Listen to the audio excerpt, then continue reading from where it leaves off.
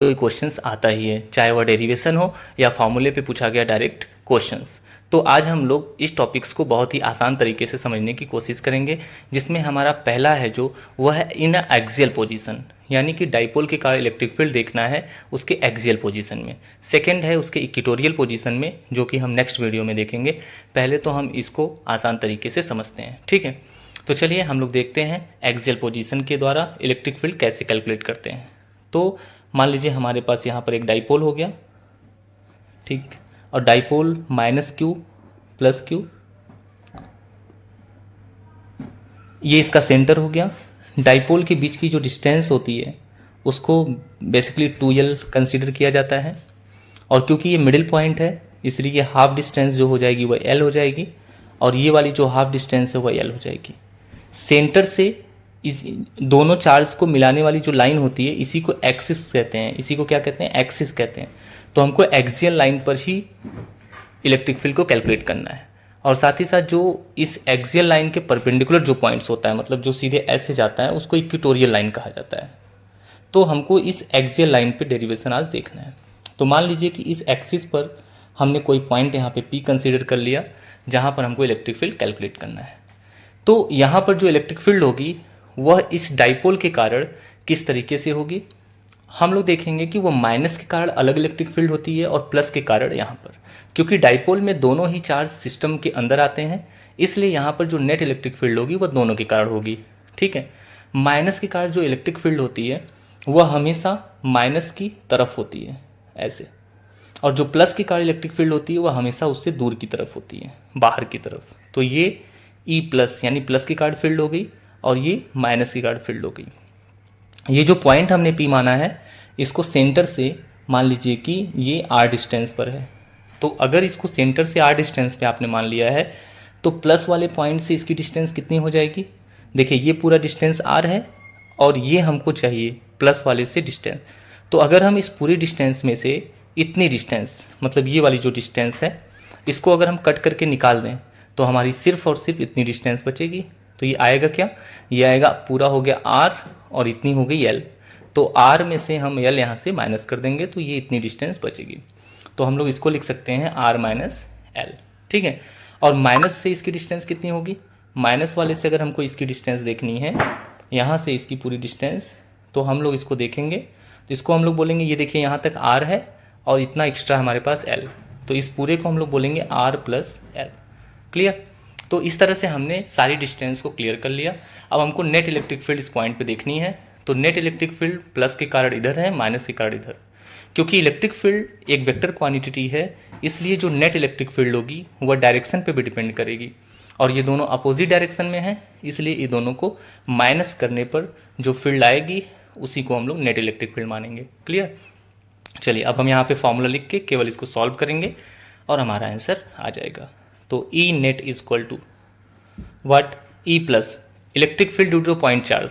किसी point charge के कारण जो इलेक्ट्रिक फील्ड का फॉर्मूला होता है वह होता है 1/4 pi epsilon not Q upon में R square.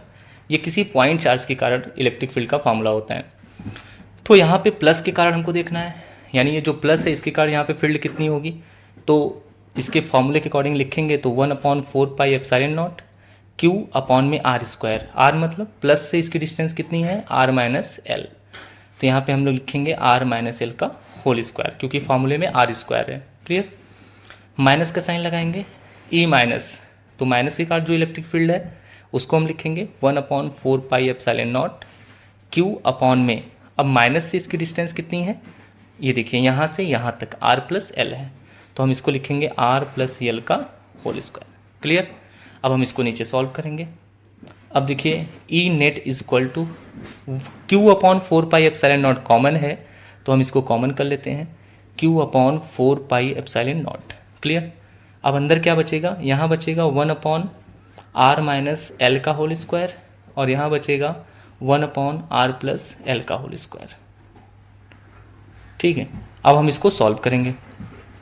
E net is equal to Q upon 4 pi epsilon naught, यहाँ पे हम इसको एलसीएम लेंगे तो हमारा एलसीएम आ जाएगा आर माइनस एल का होल स्क्वायर और आर प्लस एल का होल स्क्वायर। देखिए एलसीएम लेने के बाद हम इसको यहाँ से डिवाइड करते हैं, ये इससे कट जाएगा, ये बचेगा, इसका यहाँ मल्टीप्लाई हो जाएगा आर प्लस एल का होल स्क्वायर माइनस, फिर इससे डिवाइड करेंगे तो ये कट जाएगा, तो इसका यहाँ मल्टीप्लाई कर देंगे आर माइनस एल का होल स्क्वायर। अब हम आगे इसको फर्दर देखते हैं, तो E net equal to Q upon 4 pi epsilon naught. देखिए ये ए प्लस बी का होल स्क्वायर, ये ए माइनस बी का होल स्क्वायर ब्रेक होगा, तो ए प्लस बी का whole square A square plus B square plus 2ab plus 2ab यानी कि 2rl। क्लियर। फिर माइनस यहाँ पे ए स्क्वायर प्लस बी स्क्वायर होता है, लेकिन माइनस बी स्क्वायर होता है, लेकिन यहाँ माइनस लगाया तो सबकी साइन बदलती जाएगी, ठीक है। तो माइनस बी स्क्वायर तो ये हो जाएगा प्लस बी स्क्वायर, ठीक है। और इसके बाद हम लोग देखेंगे यहाँ पे माइनस 2ab होता है, तो ये हो जाएगा प्लस 2ab। क्लियर। तो जो माइनस है वो सबकी साइन को यहाँ पे बदल देगा, तो सॉरी ये ए प्लस बी स्क्वायर होता है तो यहाँ पे माइनस हो जाएगा, ठीक है। अब हम लोग यहाँ पे इसको ब्रैकेट क्लोज, नीचे जो हमारा आएगा वह क्या आ जाएगा, वह आ जाएगा हमारा आर माइनस, यहाँ देखिए ए माइनस बी का होल स्क्वायर है और ए प्लस बी का होल स्क्वायर है, ठीक है। तो इसको ए माइनस बी ए प्लस बी जैसा बनाएंगे, तो ये फार्मूला होता है ए स्क्वायर माइनस बी स्क्वायर का, क्योंकि होल स्क्वायर लगा है तो यहाँ होल स्क्वायर लग जाएगा। अब इसको हम आगे सॉल्व करेंगे, तो E net equal to Q upon 4 pi epsilon naught. अब देखिए ये आर स्क्वायर से आर स्क्वायर कट गया, एल स्क्वायर से एल स्क्वायर कट गया, अब ये 2rl और 2rl ये हो जाएगा 4rl upon R square minus L square का ये हो जाएगा होल स्क्वायर। क्लियर। अब हम लोग जानते हैं कि डाइपोल मोमेंट क्या होता है। डाइपोल मोमेंट के लिए हम लोगों ने देखा है कि उसके लिए अब हम लोग जानते हैं कि डाइपोल मोमेंट होता है, जो dipole moment P equal to होता है बेटा 2QL, ठीक है। P इक्वल टू 2QL, तो यहाँ पे देखिए हम यहाँ पे ऐसा 2QL जैसा सेट करेंगे जिसको P लिखेंगे। क्लियर। तो E net equal to 1/4 pi epsilon naught into, हम देखें यहाँ पे 4 में से एक 2 निकाल लेते हैं, ये Q हमारा हो गया और ये L हो गया, तो ये 2QL सेट हो गया। हमारे पास बचा क्या, 4 में से 2 लिया तो 2 बच गया और ये हमारे पास R बचा। क्लियर। और नीचे क्या हो गया, R square minus L square का होल स्क्वायर। अब देखिए हमारे पास 2QL हो गया, तो 2QL को हम क्या लिख सकते हैं, P लिख सकते हैं। तो अब हम यहाँ पे इसको P लिखेंगे, तो यहाँ पे क्या हो जाएगा, E net equal to 1/4 pi epsilon naught, 2QL को हम लोग लिख देंगे P, और यहाँ पे P और ये हो जाएगा इनटू में 2R अपॉन में R square minus L square का होल स्क्वायर।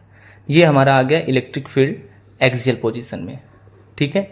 ये तो नॉर्मल पोजीशन में है, लेकिन अगर कंडीशंस हम ये मान लेते हैं कि R square much greater than L square, मतलब जो डाइपोल के बीच की डिस्टेंस है एल वह बहुत कम है, और जो हमने सेंटर से पॉइंट की डिस्टेंस मानी हुई है वह अगर बहुत ज़्यादा है, तो कौन सी डिस्टेंस, देखिए इस डिस्टेंस की हम बात कर रहे हैं कि अगर जो ये डाइपोल की डिस्टेंस है, ये जो 2L है ये पूरी डिस्टेंस, और जो हमने इस सेंटर से इस पॉइंट तक की डिस्टेंस R मानी हुई है, अगर ये R बहुत ज़्यादा रहेगा, ठीक है, ये वाली डिस्टेंस जो R है ये बहुत ज़्यादा रहे कंपेरिजन टू डाइपोल के बीच की डिस्टेंस के 2L को, ऐसे में क्या होगा कि हम लोग अब क्या करते हैं, एल स्क्वायर को छोड़ सकते हैं, क्योंकि ये बहुत छोटी क्वांटिटी है, तो बहुत स्मॉल क्वांटिटी को लेने ना लेने से कोई फ़ायदा नहीं होता है, ठीक है, केवल कैलकुलेशन को टफ करता है, इसलिए हम इसको छोड़ देंगे। तो यहाँ से आ जाएगा E net is equal to 1/4 pi epsilon naught into P into 2R upon में, जब हम एल स्क्वायर को छोड़ देंगे तो आर स्क्वायर बचेगा, इसका स्क्वायर है तो ये R⁴ आ जाएगा। अब यहाँ पे 4R, यहाँ पे 1R, ये इससे कट जाएगा तो यहाँ पे R³ बचेगा, तो हमारा आ जाएगा 1/4 pi epsilon naught into 2P और नीचे क्या बचेगा, R³। तो फाइनली हमारा आंसर क्या आ गया, हमारा आंसर आ गया E net is equal to 1/4 pi epsilon naught 2P upon में R³। क्लियर। ये हमारा आ गया आंसर। तो ये हो गया एक्सियल पोजीशन में डाइपोल के इलेक्ट्रिक फील्ड का formula 1/4 pi epsilon naught 2P upon R³।